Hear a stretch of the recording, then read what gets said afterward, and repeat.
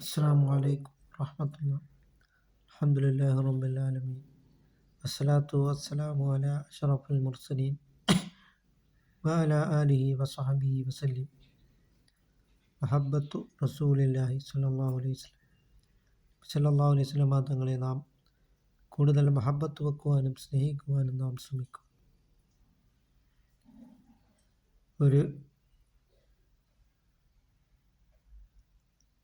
നബി സല്ലല്ലാഹു അലൈഹി വസല്ലം തങ്ങൾ വഫാത്തായി എന്നറിഞ്ഞപ്പോൾ ഉവൈസിൽ ഖർനി റളിയല്ലാഹു തആല അൻഹു അവിടുത്തെയുടെ പല്ലുകളെല്ലാം അങ്ങ് തല്ലിപ്പൊട്ടിച്ച് കളയുകയാണ് ചെയ്തത്.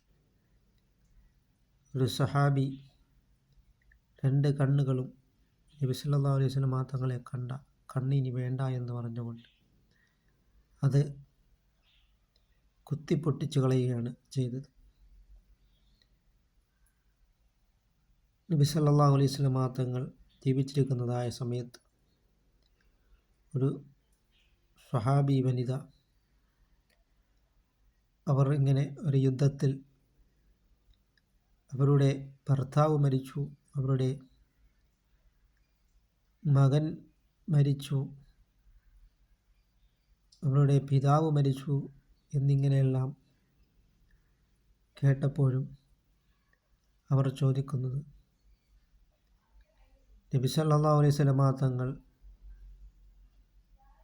ഒന്നും പറ്റിയില്ലല്ലോ, നബി സല്ലല്ലാഹു അലൈഹി വസല്ലം തങ്ങൾ ജീവിച്ചിരിപ്പുണ്ടോ എന്നായിരുന്നു അവർ കൂടുതലും ചോദിച്ചത്.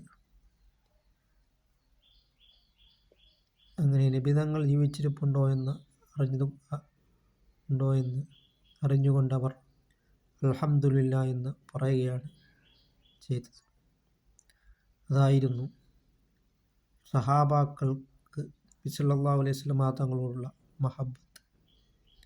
അതുകൊണ്ട് നാം മദീനത്തു റസൂലില്ല, മദീനയുടെ രാജാവ് സയ്യിദുനാ മുഹമ്മദ് റസൂലുള്ളാഹി സ്വല്ലല്ലാഹു അലൈഹി വസല്ലം തങ്ങളെ നാം കൂടുതൽ ഇഷ്ടം വെക്കുക. നബി സല്ലല്ലാഹു അലൈഹി വസല്ലം തങ്ങളോടൊപ്പം നാളെ ജന്നാത്തുൽ ഫിർദൗസിൽ അല്ലാഹു തആല നമ്മളെ ഉൾപ്പെടുത്തുകയും ചെയ്യുമാറാകട്ടെ.